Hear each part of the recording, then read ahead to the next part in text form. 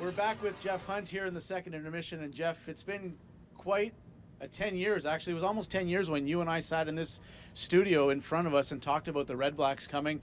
Now 3 years in the league, 2 appearances in the finals, and of course the Grey Cup win last November. What was it like for you standing on that stage accepting the Grey Cup trophy? Well, the game itself was torture. No doubt.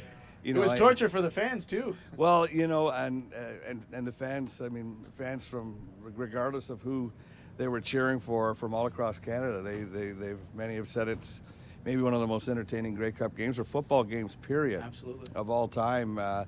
For me, it was torture. And especially when, we were underdogs, and so while you always want to win.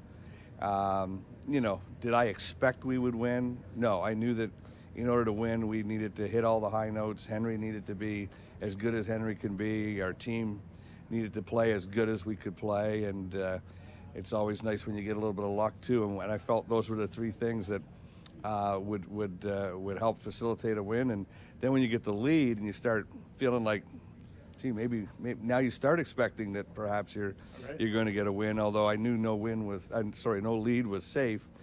So those last, certainly the last quarter was just pure torture for me. And but to get that win in overtime, I've had been lucky enough to have a couple of major championships in my life, and I went through the exact same thing with a team from Calgary in 1999 in overtime, and we won. And there's just nothing like that in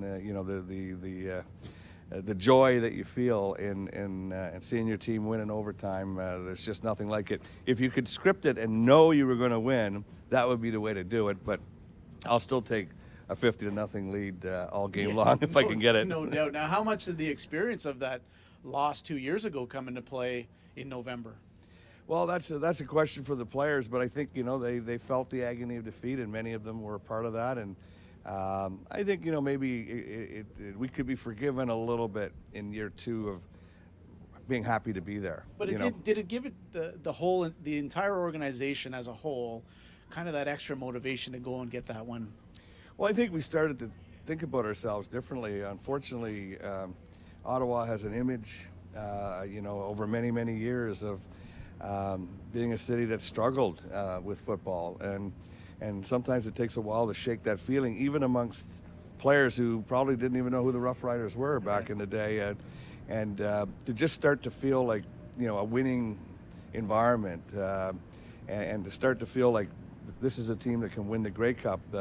It probably took that loss to say, okay, that was fun, and it was great that we went to the Grey Cup in year 2, but all right, now we're here to win. And I think too, being such underdogs, the players are all very proud guys, and they're professional athletes for a reason, and I think they kind of got sick of hearing that. So I don't know what Rick Campbell said to the players before the game, but I can tell you that in the weeks leading up to the game, I think the media, gave our players a lot of incentive to go out and prove that we could be the best team on that day. Yeah, Henry especially, and you talk about writing a script. That was a great script for Henry, but also for the city of Ottawa. You guys will be hosting the Grey Cup in 2017. Now you're leading into Canada's 150th birthday and all those celebrations. Will the football team and the celebration that the city will be putting on kind of tie in together?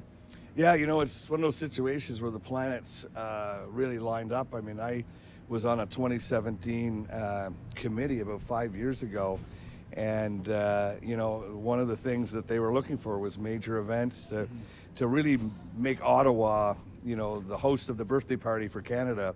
And everybody had hopes that maybe a Grey Cup could be the cap to that year of events and celebrations. And so, as it worked out, of course, we won the right to host in 2017. And so, a Grey Cup's always special when you host it, but to be part of such a special time for Canada is makes it all that much more special. And hopefully the players can write the final chapter of that story and actually play in that Grey Cup come November.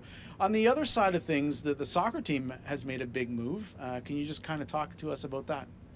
Yeah, normally I leave talk about soccer teams to my partner John Pugh, but it's well known that we're changing leagues, and That's a very exciting time for the Fury, and this new league it's a much bigger league, a lot more teams, and I think that the level of play will be every bit as good as what you're used to, and I think it's interesting to see the growth of the soccer.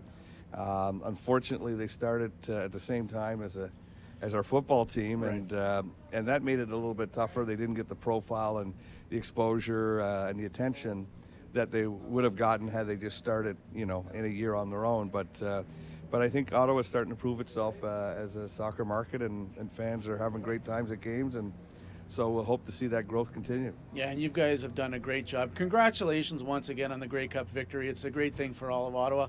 Best of luck in this coming season, and thanks again for sitting down with us. My pleasure as always. Thank you.